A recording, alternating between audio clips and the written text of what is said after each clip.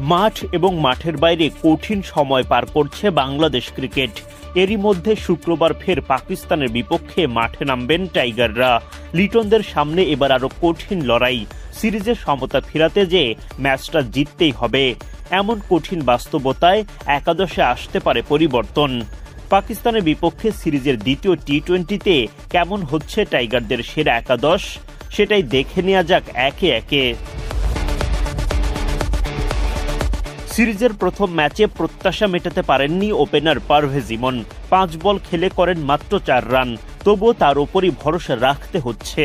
ইমনের সঙ্গী হিসেবে ইনিংস শুরু করতে নামবেন তানজিদ তামিম। প্রথম ম্যাচে 17 বলে 31 রানের ঝড় শুরু পাওয়া তামিমের কাছে এবার প্রত্যাশা বড় ইনিংসের।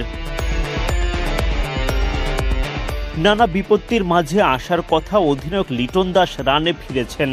ধারাবাহিকতা ধরে রেখে আরেকটু উন্নতি করতে পারলে ব্যাটিং অর্ডারে আসবে স্বস্তি। তাওহিদ হৃদয়কে নিয়ে অস্বস্তির শেষ নেই। দলের মিডল অর্ডারের স্তম্ভ তিনি। যদিও সাম্প্রতিক সময়টা ভালো যাচ্ছে না তার, কামব্যাকের অপেক্ষায় এই মারকুটে ব্যাটার। পাকিস্তানের বিপক্ষে প্রথম ম্যাচে 4 ওভার বোলিং করে একটা উইকেট শিকার করেন শামীম পাটোয়ারি। তবে তার আসল কাজ ব্যাটিংয়ে পুরোপুরি ব্যর্থ। তবুও একাদশে টিকে যাবেন তিনি। ফিনিশার জাকের আলী অনিক নিজের কাজটা সাধ্যমতো করার চেষ্টা করছেন। দলকে জেতাতে প্রয়োজন ওপরের সারির ব্যাটারদের যোগ্য সমর্থন।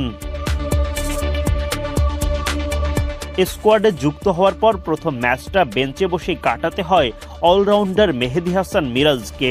সিরিজ বাঁচানোর ম্যাচে একাদশের জায়গা হতে পারে তার। সেক্ষেত্রে কপাল পূর্বে শেখ মেহেদীর। গেল ম্যাচে নিজের সেরাটা দিতে না পারলেও লেগ স্পিনার রিশাদ হোসেনের ওপর আস্থা রাখবে টিম ম্যানেজমেন্ট। পেস ইউনিটে পরিবর্তনের সম্ভাবনা ক্ষীণ।